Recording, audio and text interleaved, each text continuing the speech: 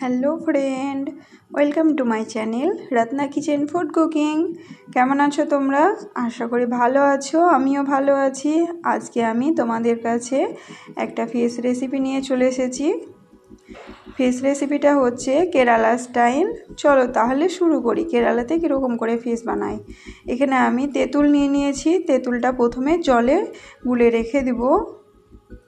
এবার কড়াই নিয়ে নিয়েছি। কড়াইটা আমার গরম হয়ে গেছে। আমি রিফাইন্ড অয়েলে রান্নাটা করব। তার জন্য অয়েল নিয়ে নিলাম। এবার অয়েলটা গরম হয়ে গেছে। কেটে রেখেছিলাম একটা বড় সাইজের পেঁয়াজ, সেটাকে দিয়ে দিলাম। পেঁয়াজটাকে ভালো মতন ফ্রাই করে নিব। বেশি ফ্রাই করতে হবে না, হালকা।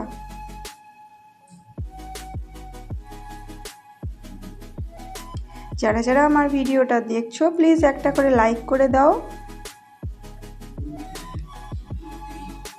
এই সময় দুটো কাঁচা লঙ্কা দিয়ে দিয়েছি আমি, আর দিয়েছি রসুন কিছু।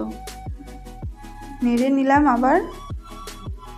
আর দিয়ে দিব কারি পাত্তা দিয়ে দিব।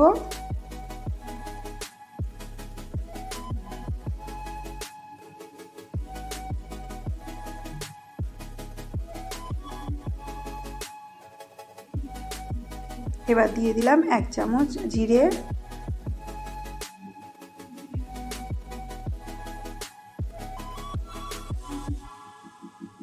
আর কিছু গোলমরিচ।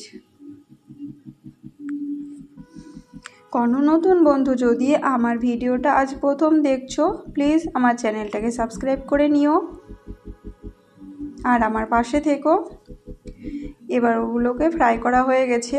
ওটা আমি তুলে সাইডে রেখে দিয়েছি। ওটা মিক্সিতে পিষে নেব, পেস্ট বানিয়ে নিব।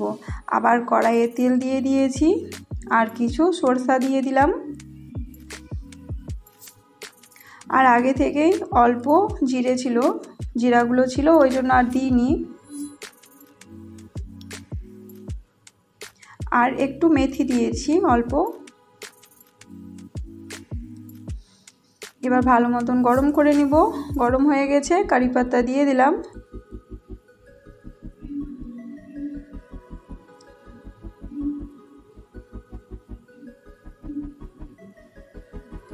এবার ছোট ছোট করে পেঁয়াজ কেটে রেখেছিলাম একটা বড় সাইজের, সেই পেঁয়াজটাকে দিয়ে দিলাম প্রথমে।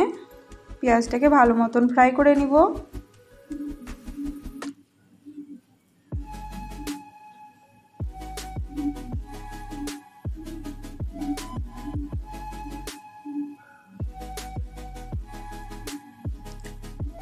আর দুটো কাঁচা লঙ্কা দিয়ে দিয়েছি। দেখো পেঁয়াজটা ভালো মতন ফ্রাই করা হয়ে গেছে। এবার একটা টমেটো কেটে রেখেছিলাম বড় সাইজের, সেটাকে দিয়ে দিলাম।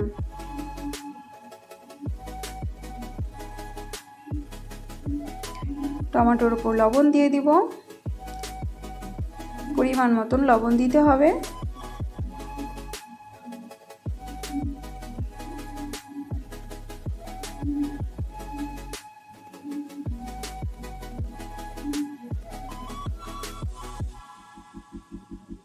এবার দিয়ে দেব কাশ্মীরি লাল মির্চ পাউডার,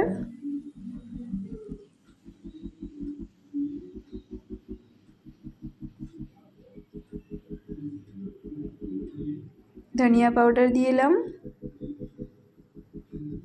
আর জিরা পাউডার দিয়ে দিয়েছি। এবার ভালো করে নেড়ে নেব।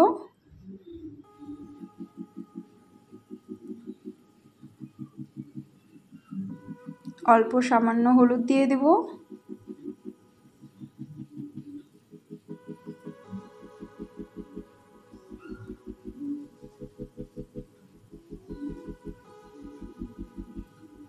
দেখো মশলাটা আমার ফ্রাই করা হয়ে গেছে। এবার যে ভেজে রেখেছিলাম পেঁয়াজের ওই পেস্টটা বানিয়েছি, সেটাকে দিয়ে দিলাম।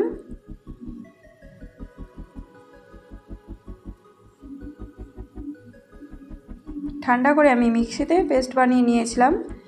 মিক্সারটাকে ধুয়ে আর একটু দিয়ে দিলাম, মিক্সার জারটাকে ধুয়ে। এবার মশলাটাকে ভালো মতন ফ্রাই করে নিতে হবে।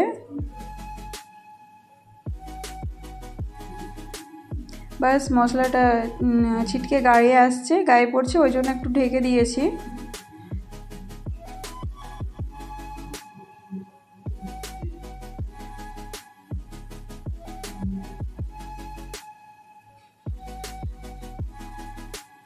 দেখো মশলাটা আমার ফ্রাই করা হয়ে গেছে, কত সুন্দর তেল ছেড়ে দিয়েছে মশলা থেকে।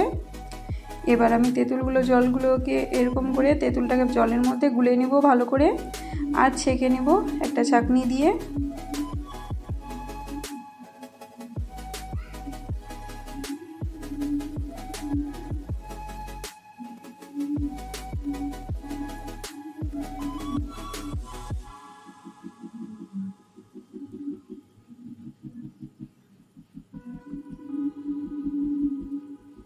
আমি সব তেঁতুলগুলো জলটা ব্যবহার করেছি।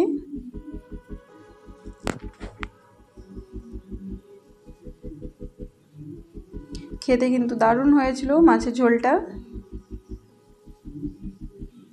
এবার দিয়ে দিলাম তেঁতুলগুলা জলটা দিয়ে দিলাম।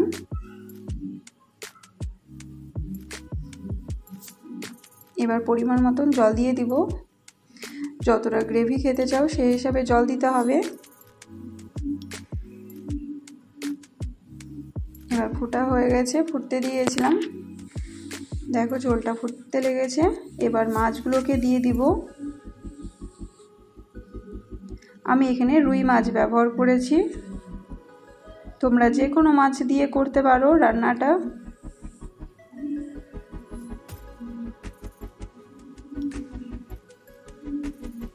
এবার ঢেকে রেখে দিব 20 মিনিট, আর গ্যাসের ফ্লেমটাকে লোতে রেখে দিব। ঢেকে আমি 20 মিনিট রেখে দিয়েছিলাম, দেখো মাছগুলো ভালো মতন সেদ্ধ হয়ে গেছে। আর একটু ফুটিয়ে নিব গ্যাসের ফ্লেমটাকে হাই করে। অনেকটা গ্রেভি আছে, এতটা গ্রেভি খাবো না, ওই জন্য একটু গাঢ় গাঢ় হলে ভালো হবে, ঘন হলে ভালো হবে। ঝোলটা অনেকটা পাতলা হয়ে আছে, তার জন্য গ্যাসের ফ্লেমটাকে বাড়িয়ে দিয়ে আর একটু জাল দিয়ে দিব। দেখো এবার ঠিক চলে এসেছে, মাছের গ্রেভিটা কমপ্লিট হয়ে গেছে। আজকের রান্নাটা তোমাদের কেমন লেগেছে আশা করি ভালো লাগবে। সত্যি বলছি মাছের ঝোলটা খেতে অসাধারণ হয়েছিল, তোমরাও বাড়িতে একবার ট্রাই করতে পারো। Tata, bye bye.